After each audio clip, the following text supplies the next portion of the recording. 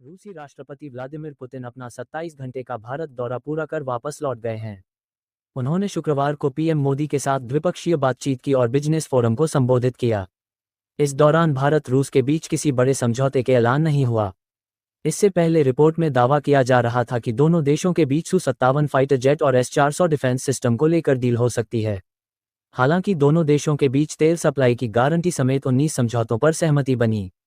इनमें कई अहम समझौते भी शामिल हैं। पुतिन के भारत दौरे पर अहम समझौते।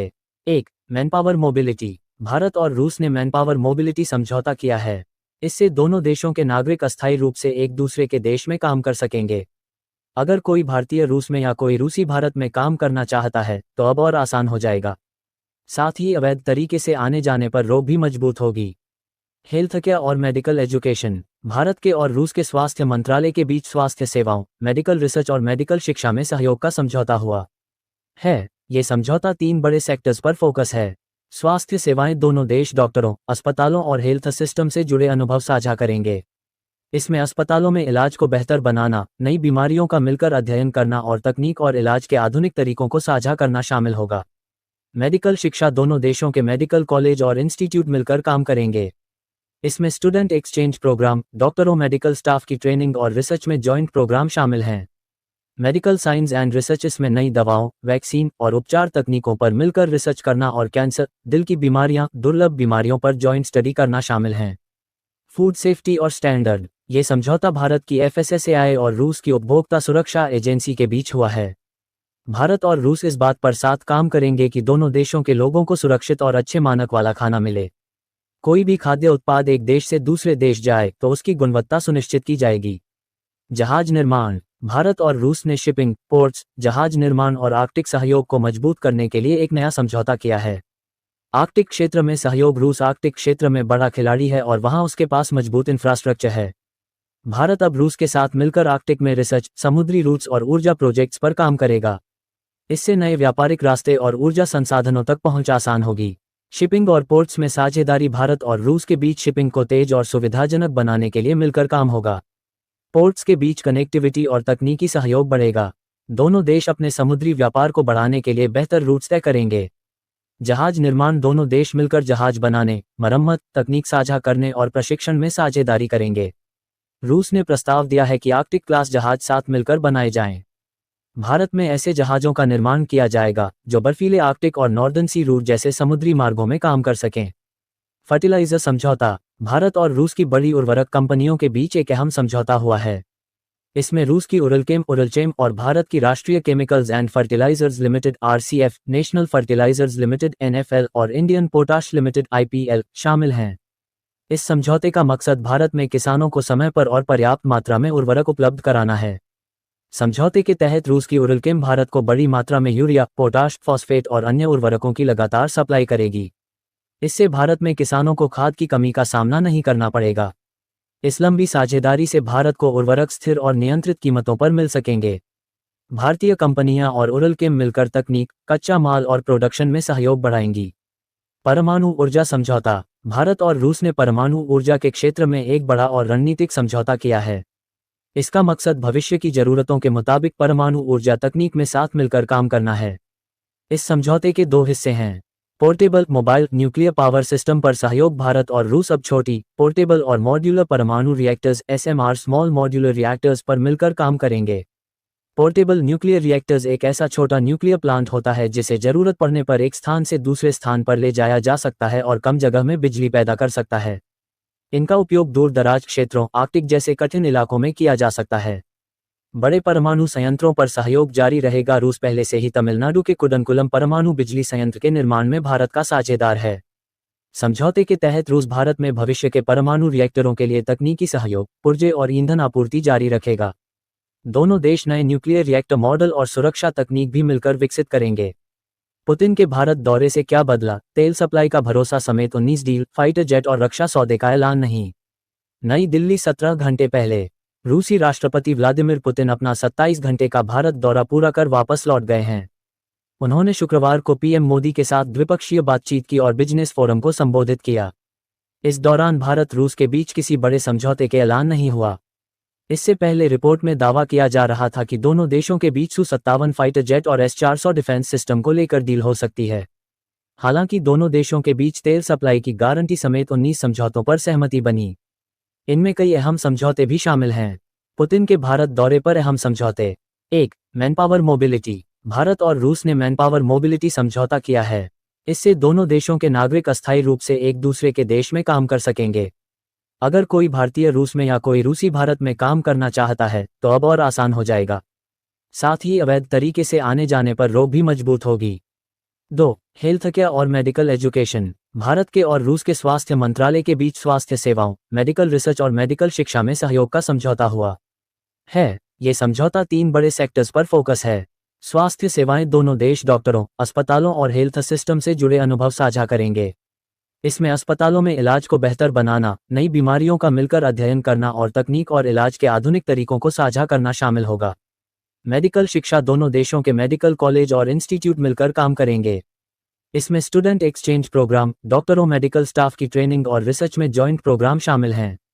Medical science and research. इसमें नई दवाओं, वैक्सीन और उपचार तकनीकों पर मिलकर रिसर्च करना और कैंसर, दिल की बीमारियां, दुर्लभ बीमारियों पर जॉइंट स्टडी करना शामिल हैं। 3. फूड सेफ्टी और स्टैंडर्ड। ये समझौता भारत की FSSAI और रूस की उपभोक्ता सुरक्षा एजेंसी के बीच हुआ है। भारत और रूस इस बात पर साथ काम करेंगे कि दोनों देशों के लोगों को सुरक्षित और अच्छे मानक वाला खाना मिले। कोई भी खाद्य उत्पाद एक देश से दूसरे देश जाए तो उसकी गुणवत्ता सुनिश्चित की जाएगी। 4. जहाज निर्माण। भारत और रूस ने शिपिंग, पोर्ट्स, जहाज निर्माण और आर्कटिक सहयोग को मजबूत करने के लिए एक नया समझौता किया है। आर्कटिक क्षेत्र में सहयोग। रूस आर्कटिक क्षेत्र में बड़ा खिलाड़ी है और वहां उसके पास मजबूत इंफ्रास्ट्रक्चर है। भारत अब रूस के साथ मिलकर आर्कटिक में रिसर्च, समुद्री रूट्स और ऊर्जा प्रोजेक्ट्स पर काम करेगा। इससे नए व्यापारिक रास्ते और ऊर्जा संसाधनों तक पहुंच आसान होगी। शिपिंग और पोर्ट्स में साझेदारी। भारत और रूस के बीच शिपिंग को तेज और सुविधाजनक बनाने के लिए मिलकर काम होगा। पोर्ट्स के बीच कनेक्टिविटी और तकनीकी सहयोग बढ़ेगा। दोनों देश अपने समुद्री व्यापार को बढ़ाने के लिए बेहतर रूट्स तय करेंगे।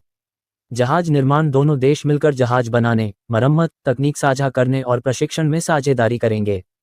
रूस ने प्रस्ताव दिया है कि आर्कटिक क्लास जहाज साथ मिलकर बनाए जाएं। भारत में ऐसे जहाज़ों का निर्माण किया जाएगा जो बर्फीले आर्कटिक और नॉर्दर्न सी रूट जैसे समुद्री मार्गों में काम कर सकें। रूस जहाज निर्माण के सेक्टर में एक्सपर्ट है। दूसरी तरफ भारत भी अपने शिपयार्ड्स को बेहतर करना चाहता है। रूस जहाज निर्माण के सेक्टर में एक्सपर्ट है। दूसरी तरफ भारत भी अपने शिपयार्ड्स को बेहतर करना चाहता है। 5. फर्टिलाइजर समझौता। भारत और रूस की बड़ी उर्वरक कंपनियों के बीच एक अहम समझौता हुआ है।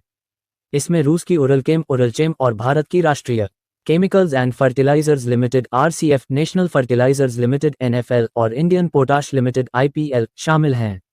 इस समझौते का मकसद भारत में किसानों को समय पर और पर्याप्त मात्रा में उर्वरक उपलब्ध कराना है।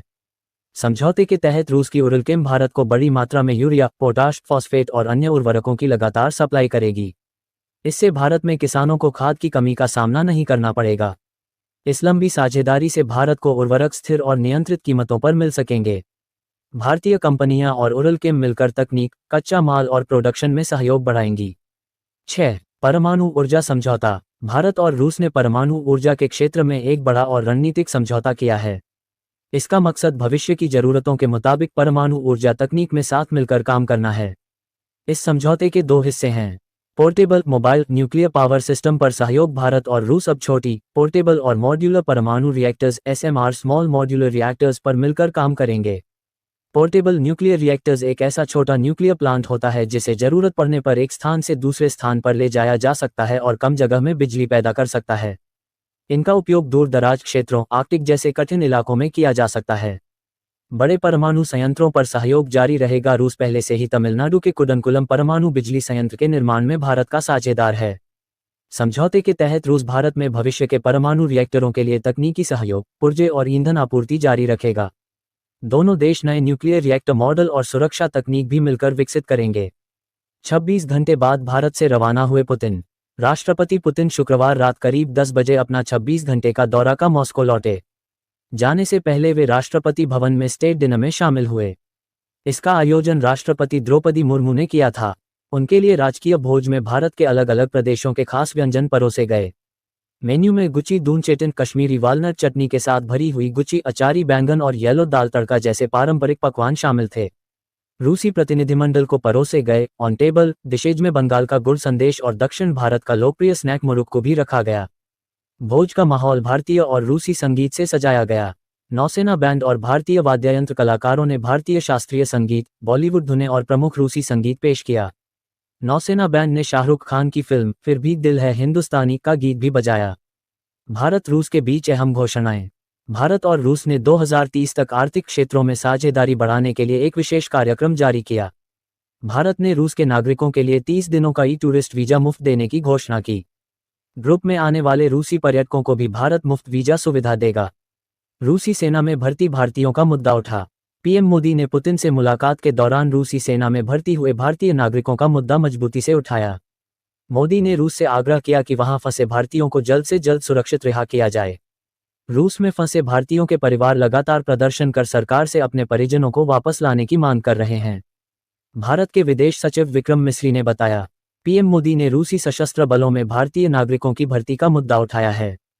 हम लगातार कोशिश कर रहे हैं कि भारतीय नागरिकों को जल्द से जल्द वहां से रिहा कराया जाए। नवंबर में विदेश मंत्रालय ने बताया था कि कम से कम 44 भारतीय नागरिक इस समय रूसी सेना में हैं। मंत्रालय ने कहा कि यह मुद्दा रूस के सामने उठाया गया है और भारतीयों को भर्ती के ऐसे ऑफरों से दूर रहने की सलाह दी गई है, क्योंकि इसमें जान का खतरा है। असम ब्लैक टी ब्रह्मपुत्र की उपजाऊ घाटियों में उगाई गई यह चाय अपने मजबूत माल्टी फ्लेवर, चमकदार रंग और पारंपरिक असमिका प्रोसेसिंग के लिए जानी जाती है। 2007 में गी टैग से सम्मानित ये चाय भारत की समृद्ध सांस्कृतिक विरासत और संभावित स्वास्थ्य लाभ का प्रतीक है।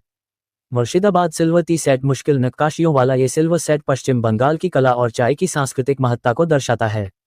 भारत और रूस दोनों में चाय स्नेह, संबंध और साझा कहानियों का प्रतीक है। ये सेट भारत रूस मित्रता और चाय की परंपरा का उत्सव मनाने के लिए दिया गया। कश्मीरी केसर कश्मीर में उगाया जाने वाला ये केसर स्थानीय रूप से कंग या जाफरान के नाम से जाना जाता है। अपने गहरे रंग, खुशबू और स्वाद के लिए मशहूर है। ये घी और ओडीओपी के तहत संरक्षित है। इसे रेड गोल्ड भी कहा जाता है और यह स्वास्थ्य लाभ, परंपरा और कारीगरी का प्रतीक है। सिल्वर हाउस महाराष्ट्र में हस्तशिल्प से तैयार किया गया ये चांदी का घोड़ा जटिल डिजाइनों के साथ बना है। ये भारत की धातु कला की परंपरा को दर्शाता है। ये घोड़ा सम्मान और साहस का प्रतीक है, जो भारतीय और रूसी संस्कृति में समान रूप से महत्व रखता है। मार्बल चेस सेट आगरा में तैयार यह हस्तशिल्प मार्बल चेस सेट क्षेत्र की पत्थर नक्काशी कला को उजागर करता है। इसमें व्यक्तिगत नक्काशी वाले मोती, विभिन्न रंगों के पत्थर के प्यादे और फूलों की डिजाइन वाला चेकर बोर्ड है। मार्बल, लकड़ी और अर्धकीमती पत्थरों का मिश्रण इसे न केवल खेल के लिए बल्कि सजावट के लिए भी आकर्षक बनाता है। श्रीमद् भगवद गीता रूसी भाषा में। पीएम मोदी ने रूसी भाषा में ट्रांसलेट की गई श्रीमद् भगवद गीता भी पुतिन को गिफ्ट की।